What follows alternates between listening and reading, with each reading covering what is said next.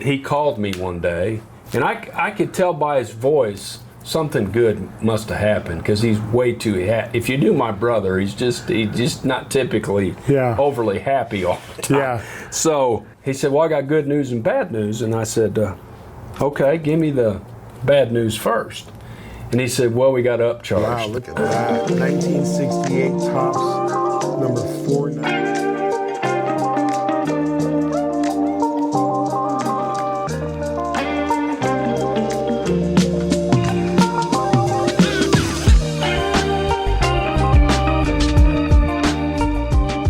What's one card show moment or a deal that you'll never forget? Where is the card? Uh-oh, he lost the card, guys. Look. Oh, there it is. Oh, there it is. He found it.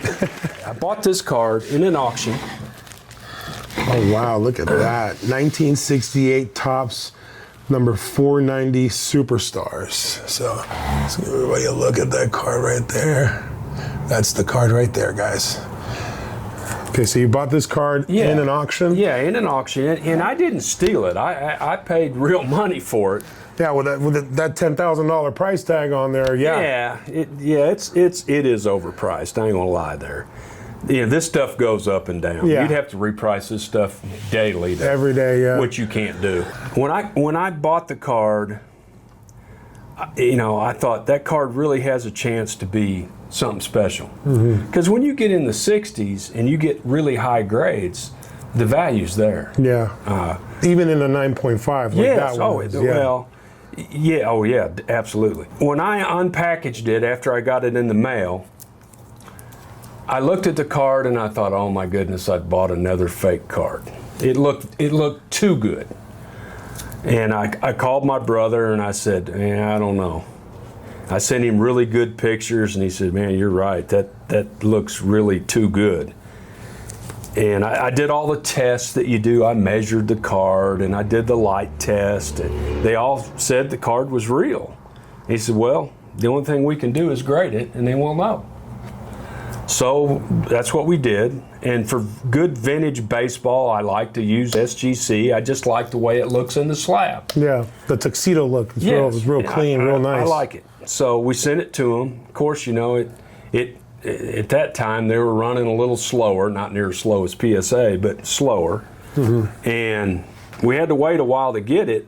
And my brother actually submitted the cards, so he got to see the grades before I did. And lucky. He called me one day, and I could tell by his voice something good must have happened, because he's way too if you knew my brother, he's just not typically overly happy all the time. Yeah. So he's definitely an extrovert, but he's not always, he's not real smiley about things all the time. Not all the time. He is sometimes. Yeah. And I knew he was that day. And he said, well, I got good news and bad news. And I said, okay, give me the bad news first. And he said, well, we got upcharged. And I said, that's not bad news. That's good news. Yeah. And then he said, we got a 9.5 on that card, and it's a pop 1. There is 2 of them. Wow. So that's there's only 2 of those cards in that grade. That's the highest one they've ever graded, but there are 2. Wow. Incredible. So that's the reason of the high price. And it's got 3 great players on it, too. Yeah. So yeah, this was pretty exciting to me when this happened. That's awesome. Yeah. That's really awesome. Can I take another look at that one? Wow. Harmon Killebrew, Willie Mays, and Mickey Mantle, the trifecta right here. That's crazy. Yeah, it's a great card. Pop 2. Yeah, I mean, if I would have been your brother and I would have been looking at this card, I would have told you it's too good also. Because, I mean, let's face it, the colors pop on it. It's a beautiful card. It's a beautiful card. It's bullseye on there. I mean, maybe a little hair off the top, but I mean, not enough. Not enough to go ahead and knock it off the pedestal. But I mean, that is a beautiful card.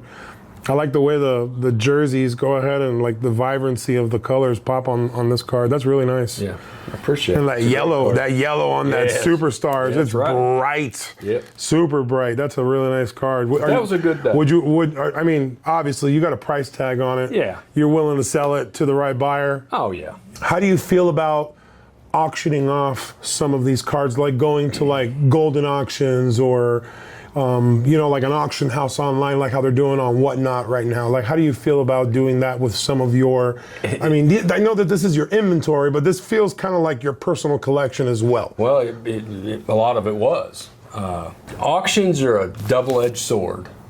If you got the right people in a room, and you got 3 or 4 people really wanting that card, you're going to do better than you hope to do. If you happen to get in an auction where the right people didn't show up, you're going to get less than you wanted. It's just inevitable. It's going to happen that way. Yeah. Now Golden, they're one of the top ones for high-end stuff, so it's hard not to have some of the people in the room with Golden. Of course. But there's still times that you don't get what you think you'd have got, and there's times you got more than you thought you was going to get. Yeah. Now, if you get into smaller platforms and try to do auctions, you can get killed. Oh yeah, you'll get wrecked. Yeah. Yeah, a $500 card will be sold for $1. That's $10. Yeah. It's just there can be bad outcomes real quick. So if you have like a high-end card, like something, not say something like 10,000, because I mean even nowadays, 10,000 is still high-end to guys like us. Right. But 10,000 is low-end for That's right. net worth individuals that are worth millions and millions, over $100 million. They're not looking for. No, they're looking for one-on-ones, the right player. 93 Derek Jeter short prints, Mickey Mantle 52 tops, that kind of stuff. Right, yeah, that's right. So obviously, if you have that kind of quality or of caliber of card, Golden Auctions if you're would going be. to sell it, yeah. If you're going to sell it, something. I'm sure there's others too, but that's the one that comes to mind. But yeah, you're going to have to go to and the fees are high, and So I've heard online that if you have a high caliber card like that, right, that's worth a couple $100,000, right? I've heard anywhere, between that Golden will go ahead and they'll pay for the advertisement for it. They won't charge you the fee for it. They'll go ahead and they'll waive a bunch of stuff. They'll roll out the red carpet for you because that's right. They want that attraction towards Golden Auctions because they want to be the elite. That's true, right? Yes, that's correct. Okay. Yeah, it's going to happen that way. If it's a card that they're not positive they're going to get the money they want, they're not going to be you're going to have to pay for the advertising and stuff. But if it's something they know they're going to move, and it makes sense. I mean, if a card comes in here and somebody's looking to sell it, I can pay more for a card that I'm just almost positive I'm going to be able to move quickly. Yeah. That card's worth more to me. Yeah. And when you're in the card business and you buy a collection and say somebody comes in with 200 or 300 decent cards, but even a decent card might sit here for 2 years. Yeah. If you got a super high-end card that likely is going to walk out the door soon, you're going to pay a little bit more for it. Yeah, of course. Because your time cost of money, your money's out, but you're going to get it back quicker. So that's just the way. Yeah, I've heard that. Even though they're like I'm just going to use this as a reference, like the Kabooms or like the downtowns, uptowns, those will move. Yes. But depending on the player, the grade, there are some people that turn down those cards because even though they are very liquid, it's like they're already overplayed, kind of say, But then you find cards that are worth in the hundreds of thousands of dollar range. And then you have real collectors wanting to get after, like sharks in the blood of water, some cards only show up every 10 or 20 years. Yeah. There hasn't been one on the market in years, some of these cards. And then when one does hit the market, one of the big boys won it. Yeah. That's just, it's just that's never going to change. Yeah. I mean, big money talks, and when there's something they want, they're going to pay for it. They're going to pay for it. And if they got the money to throw around, why wouldn't they, right? Sure. Absolutely. Quick hit round. We're going to make this a quick one, right? You ready? Yep. So, PC or flip? Ooh, that's a tough one. When you're as old as me, you like to think PC, but in today's world, flipping's probably the way to go. Flipping's the way to go. With the newer stuff, if you get a expensive card, especially on a first-year player or second-year player, you know, that card can go from 3,000 to zero. to zero really fast. Yeah. So flipping's probably on the new stuff. The good vintage stuff, I say hold. PC. Okay. Wax or singles? Now you're getting to. I've opened lots of packs in my life, and it's a lot of fun. And that you just, you know, you're squeezing them off to see who you got. And the new stuff's the same way. I've seen them do it right there at that counter. I've experienced it. I've ripped a couple packs here, and I feel the same way. They think, oh, that might be it, and that ain't it. And that ain't it. Is that J.J. McCarthy? Is that J.J. McCarthy? No, it's Ray Rice. I guess it depends on the person. Okay. Some people would rather find the card they want, whether it be graded or raw, and just purchase the card. Yeah. And I think both are fine.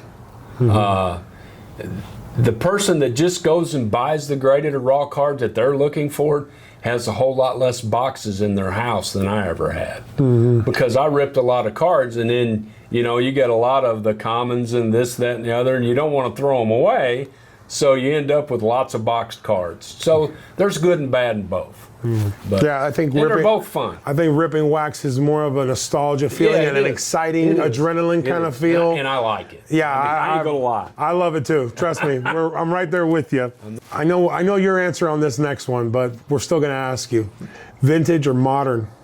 My heart is vintage, Yeah, but if I'm wanting to flip quickly, it's modern modern. because it'll move faster. That's right. So this is another good one. The trifecta right here: Jordan, Kobe, or LeBron. Oh, well, And you can put those in whichever order that you want. what was the order again? Jordan, Kobe, or LeBron. I think you got the right order. I got the right order, right? That's what I figured. You know, Give me the reason why you think Well- Jordan, Kobe, LeBron. I got to watch Jordan a lot when I was younger, Yeah, so did I. and I think he was a good person, still is. He's Not to say- he's very stingy with his autograph though now. Oh yeah, because he knows what it's absolutely. worth. Because he knows what it's That's worth. right, that's right. Yeah. And they all are. Yeah. To be fair. Yeah. But I think Kobe was a good person, and I'm not saying LeBron's a bad person. Yeah. I just and you got to hand it to LeBron to be 40 years old and still play competitively in the NBA. Yeah. You got to hand it. You got to give the guy. He's a hell of an kudos. athlete. That's for sure. Absolutely. Yeah. You can't take that from me. But to me, so I see LeBron at 40 years old and he's still playing basketball. That's right. Meanwhile, Jordan, he played how many years? Let's just throw a round number 20, right? For 20 years. I don't think it's and then, 20, but and then he retired, Yes. right? So in reality, who's really winning? You know what I mean? That's the way I see it, you know, because I mean, it depends on, I guess, how you think about it. and LeBron is a gangster on the court. He's a monster, Yeah, you know? He's no doubt good. Yeah. You can't take that from him. I just was more of a Jordan and a Kobe guy than I was a LeBron guy. Because that's who you pretty much grew up Yeah, with. that's right. Yeah. But, you know, I sell lots of LeBrons in here. I sell lots of Kobe's and I sell lots of Jordans. So Yeah. they're all three good to have. Yeah. The mama mentality. I like Kobe. Kobe, Yeah. Crenshaw, you know, Yeah. so I love Kobe. Yep. Rest in peace to him. You know, it's really sad what happened Yeah, to him and his it's daughter. terrible. I think that we lost a legend Absolutely. too soon. Yeah, you know? absolutely. I think of him as the same way I do Walter Payton. I think he went way too soon. Yeah. And he was a great human being. I just hate to see those folks go out the way they did, but we don't get to pick and choose. No, we don't. Absolutely not. Last question. The best card that you ever pulled? Best card that I ever pulled. It might be from one of those Easter baskets that he got for Christmas one time. He doesn't remember. No, it wasn't. It's a modern card. Oh, it's a modern card. Okay. I pulled a 101 Victor Wembanyama. Oh, wow. A 1-of-1 Victor Wembanyama. Yeah. Do you mind showing it real quick? No. I can always edit the film, so it really doesn't matter. No, I'll go get it. Wow. Aspiring Patch Nebula, 1-of-1 with the Nike swoosh. Let me see. Focus.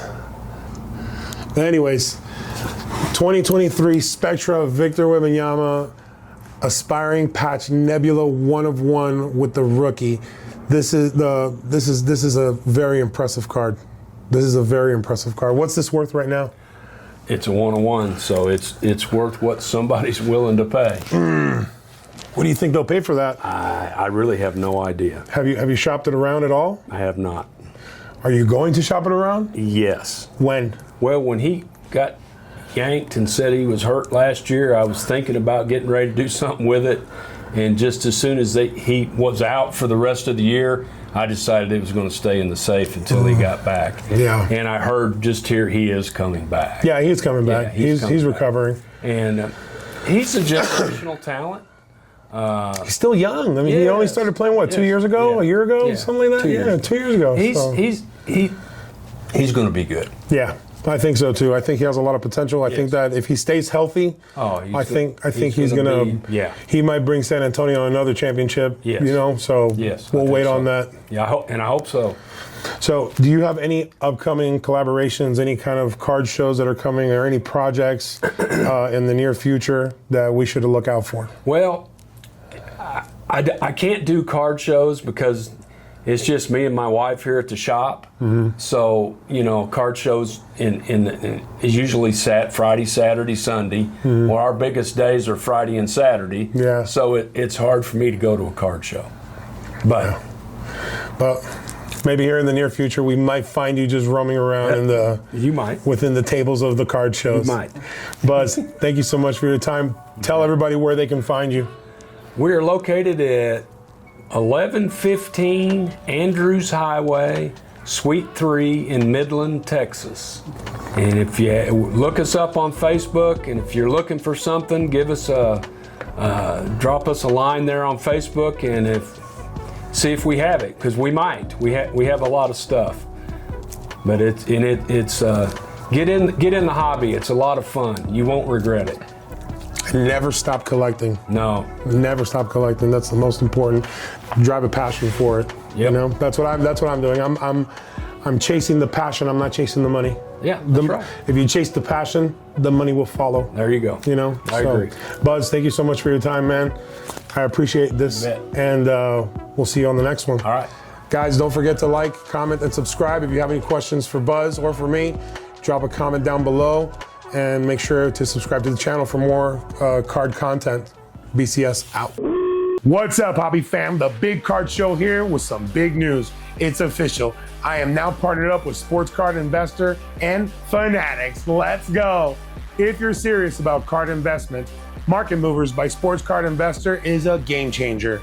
It helps you keep track of prices, comps, and trends all in real time from the palm of your hand. Use my code down below, Big Card Show, to get a 14-day free trial and a 20% off for life. But you gotta sign up through the website, because if not, it won't work. Next up, if you're looking for anything sports related for your favorite teams, I mean jerseys, collectibles, memorabilia, any of those things, Fanatics websites has it. Use my link down below. It helps me support my channel, and it goes ahead and helps me grow, and we're gonna do this together. Guys, thank you for the love. Thank you for the support. And this is just the beginning, y'all. See you on the next one. Let's go! Wow, look at that. 1968 Topps, number 490.